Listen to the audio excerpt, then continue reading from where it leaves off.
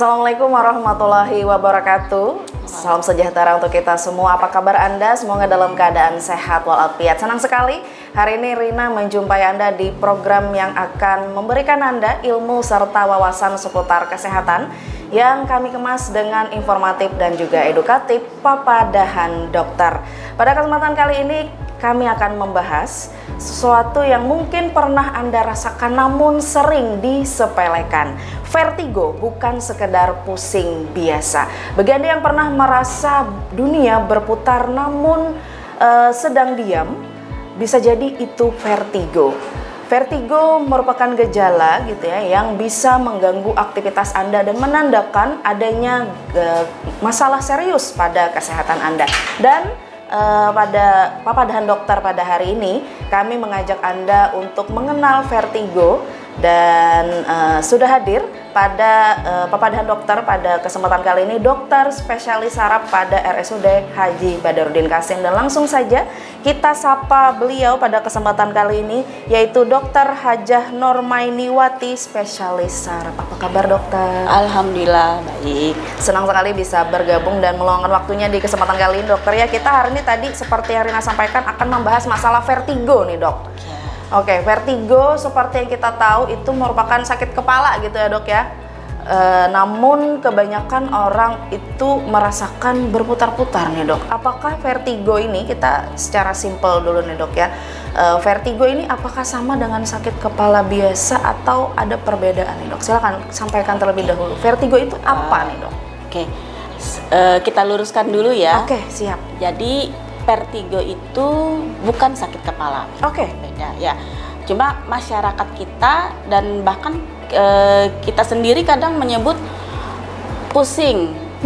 Nah, itu harus diluruskan dulu. Pusing ini apakah berputar atau sakit kepala? Itu harus dibedakan. Jadi kalau kita biasanya menemukan orang dengan keluhan, apa keluhannya Bu? Pusing.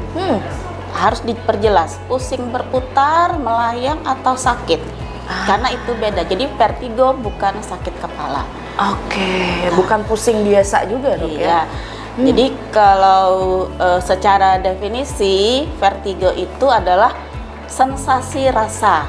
Sensasi rasa seperti dirinya yang berputar atau lingkungan sekitarnya yang berputar.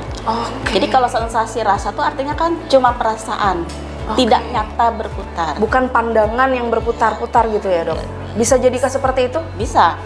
Karena kalau pandangan dia kan melihat di sekitarnya, artinya lingkungan sekitarnya yang berputar. Baik. Seperti itu. Untuk ciri khas vertigo sendiri nih dok, ada membedakannya dari gangguan keseimbangan lainnya nggak sih dok? Sebenarnya vertigo itu ada beberapa macam. Ya. Jadi secara medis ada vertigo vestibuler dan ada vertigo non vestibuler. Apa itu vestibuler? Adalah gangguan keseimbangan. Jadi kalau vertigo vestibuler itu vertigo yang disebabkan oleh gangguan keseimbangan. Kalau vertigo non vestibuler adalah vertigo yang tidak disebabkan oleh gangguan keseimbangan. Ya, itu titik tangkap kelainannya beda-beda. Jadi yang perlu ditekankan di sini, vertigo itu bukan penyakit, tapi gejala. Bukan penyakit, namun merupakan gejala. Penyebab utama seringkali dirasakan oleh orang-orang mungkin yang mengeluhkan adanya terasa dunia ini berputar, biasanya apa sih dok penyebab utama atau penyebab umumnya deh? Jadi tadi kan sudah sebutkan ada yang vestibuler, ada yang non vestibuler. Kalau yang vestibuler berarti ada organ keseimbangan yang terganggu. Organ keseimbangan kita ada dua. Perifer dan sentral. Kalau sentral itu letaknya di batang otak dan otak kecil. Sedangkan yang perifer itu kita urut dulu dari telinga dalam, kemudian mata, kemudian sumbu tubuh. Sumbu tubuh itu dari leher sampai tulang pinggang. Kemudian penyangga tubuh, lutut, dan telapak kaki, area sensorik. Nah, itu kalau terganggu di situ akan timbul pusing berputar. Oke, baiklah. Biasanya orang-orang merasakan hal tersebut seperti yang dokter sampaikan di awal tadi ya, hanya rasanya saja berputar gitu ya. Padahal sebenarnya apa sih dok bahasanya? Perasaannya saja gitu, dia berputar karena yang terganggu adalah organ keseimbangannya. Dan yang secara teori yang paling banyak itu yang tipe perifer, sekitar 85%. Kalau yang sentral 15%. Kalau saya pikir kenapa jadi perifer itu lebih banyak karena gejalanya lebih berat. Biasanya kalau perifer itu pusingnya pusing banget, berputar banget. Sampai pasien itu tidak bisa buka mata, kemudian muntahnya berlebihan. Nah itu kan membuat orang segera mencari pertolongan. Tapi kalau yang kalau yang sentral itu biasanya cuma pusingnya sedikit, jadi masih tidak terlalu dikategorikan ringan iya. Masih dok ya. Jadi ketika mencari pertolongan medis, kondisi sudah parah. Seperti itu. Kondisi apa yang harus diwaspadai di vertigo ini? Mungkin ke arah yang bisa mengancam nyawa nih dok. Kondisi seperti apa nih dok? Kalau untuk kasus vertigo perifer yang mengancam nyawa itu sebenarnya sih tidak terlalu ke arah sana sih. Cuma cukup mengganggu. Jadi kalau vertigonya sangat berat, terlalu berputar-putar, terus terjadi muntah yang terlalu sering, akibatnya kan pasien akan terjadi dehidrasi. Betul. Nah, ini rentetan gejalanya sudah nanti dehidrasi, lemes, tidak bertenaga, bisa pingsan. Nah, itu kan arahnya ke situ. Ya, tapi kalau yang sentral karena gejalanya lebih ringan, ya, dan aware-nya pasien itu kurang. Jadi ketika datang ke dokter itu gejalanya sudah parah. Ya, tadi kan letak alat keseimbangannya kan kalau sentral di batang otak sama cerebellum, otak kecil. Ya. Di situ kan area di dalam tempurung kepala. Bisa terjadi stroke, tumor otak, ya, atau gangguan pembuluh darah lainnya. Nah, itu kan itu yang bisa mengancam nyawa. Oke, yang harus diwaspadai ya oleh penderita. Oke, baiklah Bu. Siapa nih yang lebih berisiko terkena vertigo? Apakah ada usia-usia tertentu atau jenis kelamin tertentu dan ada kondisi kesehatan tertentu? Siapa yang lebih berisiko? Secara umum saya rasa tidak ada berhubungan dengan usia. Karena anak-anak pun bisa vertigo. Anak muda bisa kena juga nih, bisa. Waduh. Apalagi orang tua yang mempunyai faktor-faktor resiko untuk terjadi stroke juga malah tambah sering. Wow. Jenis kelamin laki-laki perempuan tidak mempengaruhi? Tidak ada hubungannya. Wow. Jadi siapapun bisa terserang vertigo, oke? Oke, baiklah, menarik sekali pemirsa, dimanapun Anda berada. Pembahasan kita terkait vertigo bukan sekedar pusing biasa dan masih banyak sekali pembahasan di Papadahan Dokter pada episode kali ini. Jadi jangan kemana-mana, tetap bersama kami.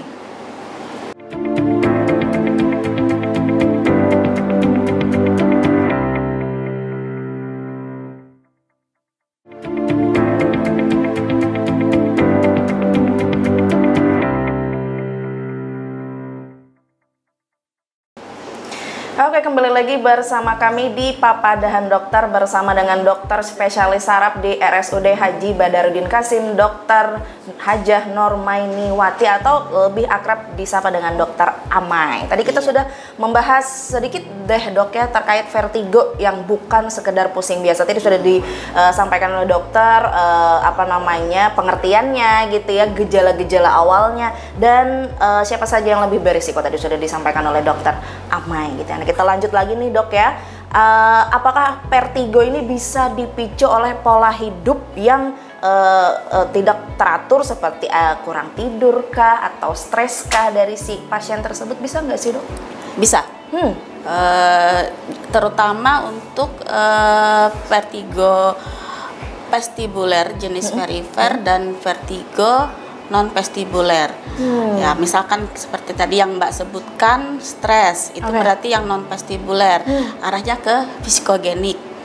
Ya, terus kalau yang kurang tidur juga arahnya ke psikogenik. Nah, terus yang sekarang lagi tren dan banyak berkunjung ke polisaraf itu vertigo karena gangguan keluhannya nyeri leher. Nah, jadi setelah saya anamnesa pasien, ternyata karena aktivitas harian yang salah. Misalnya seperti ini, biasa melakukan kegiatan duduk lama dalam posisi yang menetap berjam-jam, ya. Anggaplah di sini kan kita masyarakatnya banyak mungkin pekerja kantoran, tuh ngetik terus ya, atau para penggemar game, betul ya, sekali. game di HP. Terus penggemar pokoknya segala hal yang berhubungan dengan HP lah, nonton apa di medsos, ya. Terus nonton film-film kan di HP gitu. Jadi posisi nontonnya ini yang tidak benar. Ya, kebanyakan kan berbaring, posisi miring, terus tangan seperti ini. Ini leher dan dengan waktu yang lama gitu ya. Nah, itu kecenderungan banyak dilakukan orang-orang sekarang. Betul. Yang dilihat itu, oh sebelum tidur dok nonton ini. Iya, gitu. Pengantar tidur. Iya, padahal berjam-jam dilakukan, nggak tidur-tidur juga. Ujung-ujungnya lehernya sakit. Betul. Kalau sudah tidak teratasi sakit leher segala macam, sampai ke pundak, sampai ke kepala. Oh, aduh. Akhirnya timbul pusing berputar. Biar makan obat vertigo sekalipun, kalau pencetusnya tidak diatasi, makan vertigo itu akan berulang-ulang. Oke, baik. Jadi harus segera, misalnya ada keluhan seperti itu, harus segera ke dokter deh. Gitu ya. Terus ada lagi kasus misalkan vertigonya karena non vestibuler karena anemia. Kurang darah. Nah, anemianya kenapa? Apakah ada perdarahan? Gitu ya. Nah, itu kan artinya harus dicari dulu kenapa pasien itu anemia, atau pola makan yang tidak benar. Ya, jadi kurang makanan yang bergizi. Sehingga HB-nya turun. Karena kalau HB turun yang dalam jangka waktu lama, maka itu akan timbul adaptasi tubuh. Dengan HB rendah dia masih bisa beradaptasi, tapi keluhannya akan hanyut, pusing, layang, seperti itu. Yang arahnya ke vertigo.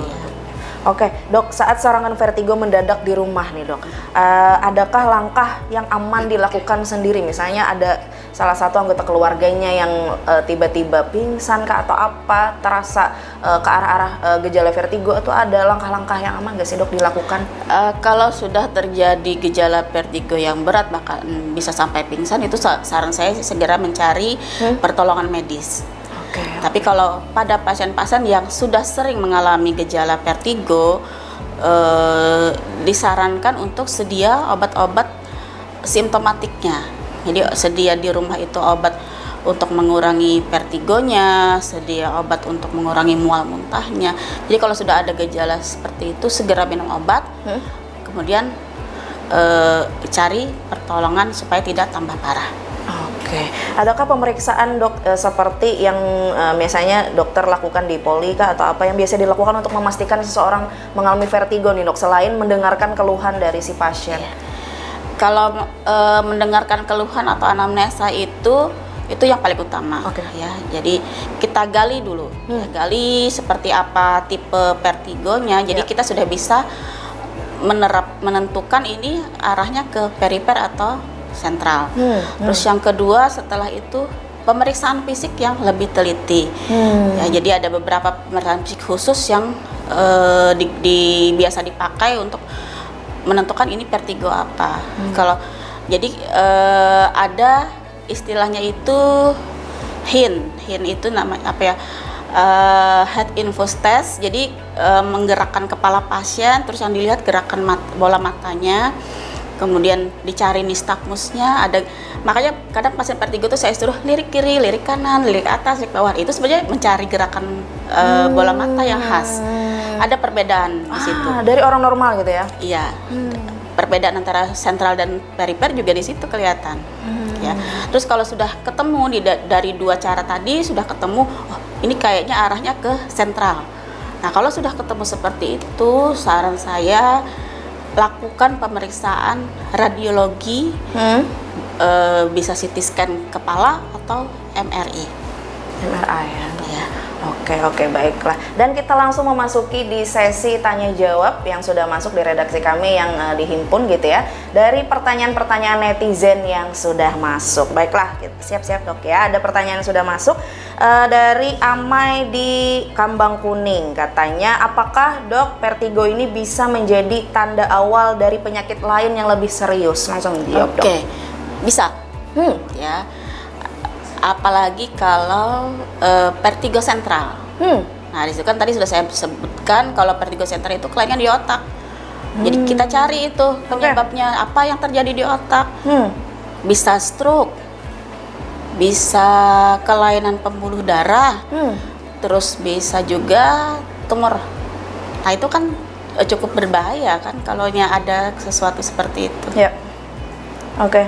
Semoga terjawab ya pertanyaan Anda. Dan kita lanjut lagi, ada dari Siti di Masukau. Katanya, apakah vertigo ini bisa sembuh total atau hanya bisa dikontrol gejalanya? Dan bagaimana penanganan medis untuk pasien baik yang ringan atau berat?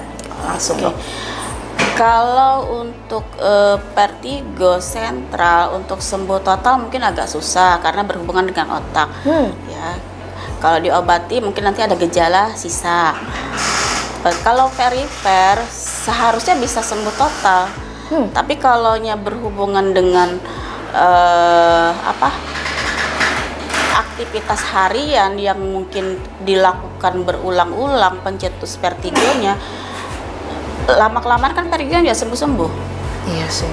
Bukannya tidak sembuh, penyakitnya akan berulang lagi karena aktivitas harian yang mencetuskan keluhan tersebut masih dilakukan. Contohnya seperti